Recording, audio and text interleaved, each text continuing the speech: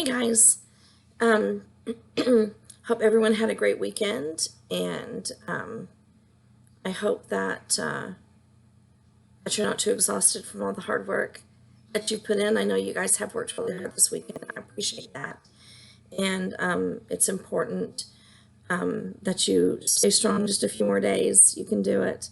I can't believe that this is where we are at the end of the semester, and this is what it feels like to always be teaching online. You never really feel like there's closure.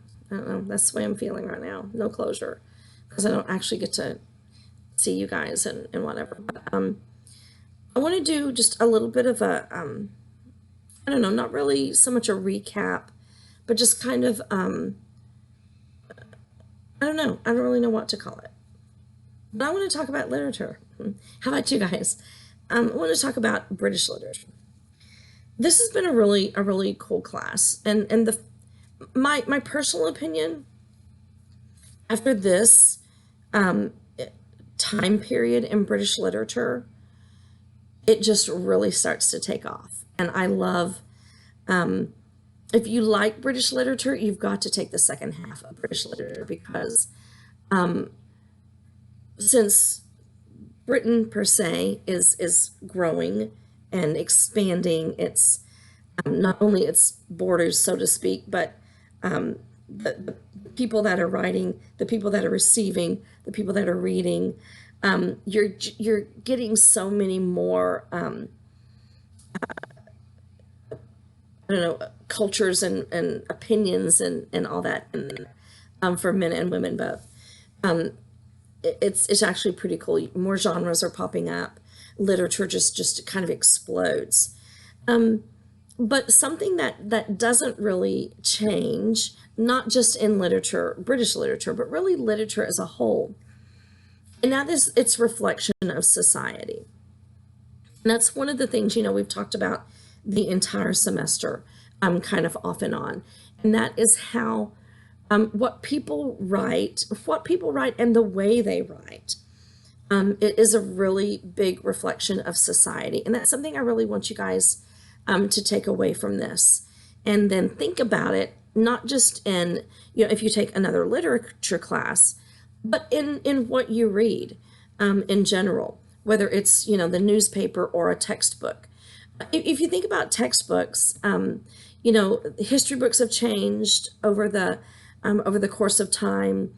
There was a time when, well, you probably all heard the poem in 1492, Columbus sailed the ocean blue, and people were taught who discovered America, Christopher Columbus.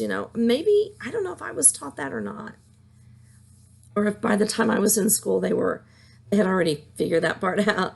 What did he really discover? But it's we think about it, whatever it is we're reading, history or English. English is a living, growing language, and so English is always changing. The rules or the vocabulary, whatever. Sciences are constantly changing. Well, literature changes as well, and so it. Hey, Casper, sweet boy, where's your baby girl? Huh?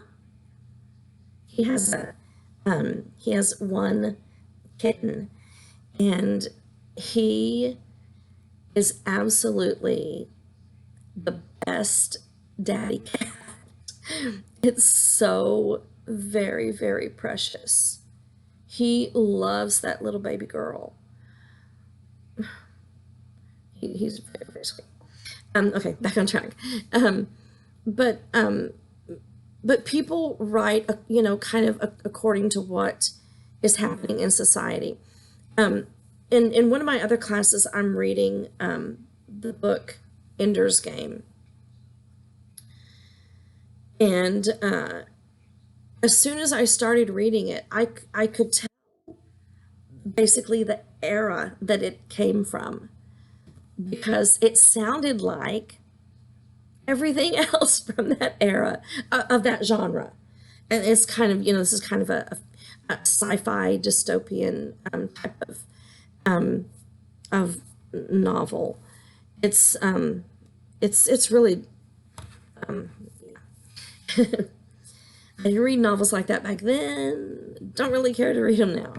But I could tell, and it's because it's the level of language, it's the terminology, it's certain concepts that were being talked about. It just had that same kind of feel of something that was written at that time. People were writing that sort of thing. It was popular.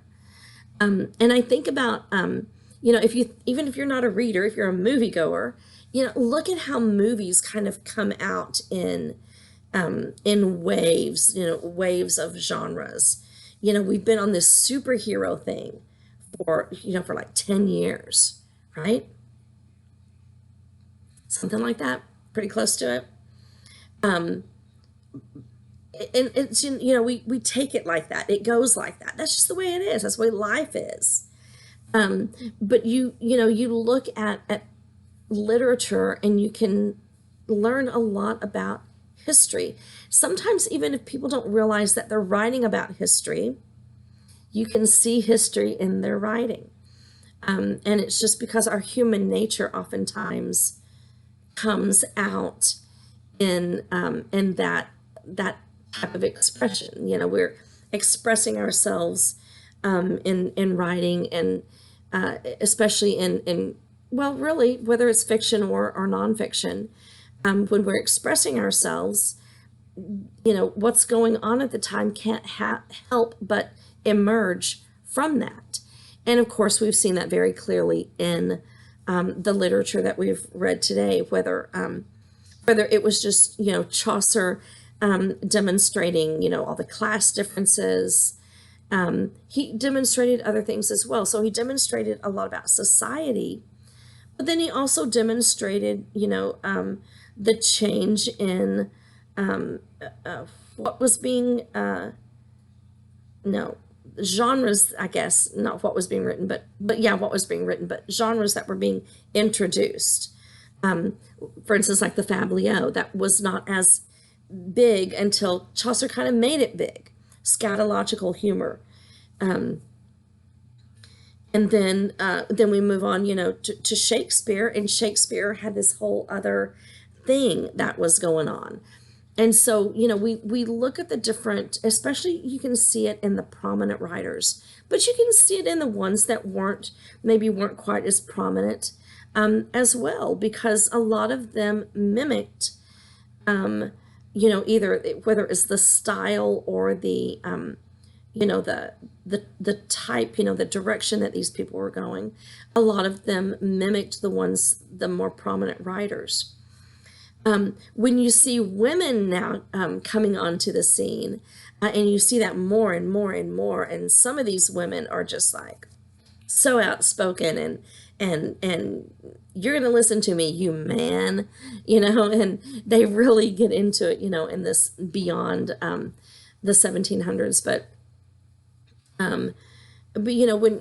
when you see different classes of people start writing, different genders, coming onto the scene, people of different backgrounds coming onto the scene, where once it was so limited, people now, where everything was written specifically, if you recall back at the beginning, things that were written in Old English, there weren't very many people that understood that. They either didn't speak it or they didn't understand it. They spoke a different type of language. The poor people, they had their language. The upper class, they had their language, which was, a lot of Old English and so forth. And now that more are starting to speak the same language, thank you, Chaucer, kind of introducing that and thrusting the world into that direction, speaking the same language. You see people that maybe it wasn't their first language, but they at least are speaking it. So now you see people from Ireland and Scotland and all these, other places. Not that you didn't see that at all before, but it certainly wasn't as prominent as it's beginning to be, and then as it will continue to be.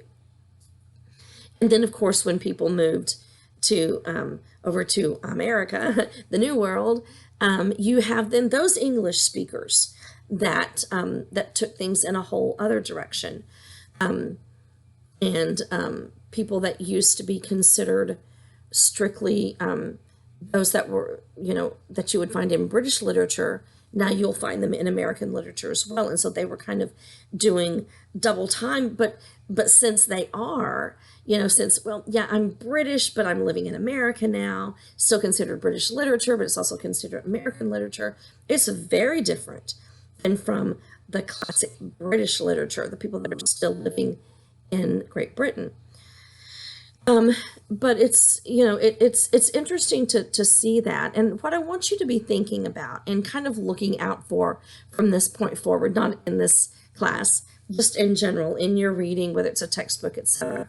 Like I was saying at the beginning, look for a society, and I don't mean allegorically that people are writing to have that hidden meaning, but look for those genres that may kind of cluster together, that may pop up in, you know, in the masses, like everyone's going to write this sort of thing.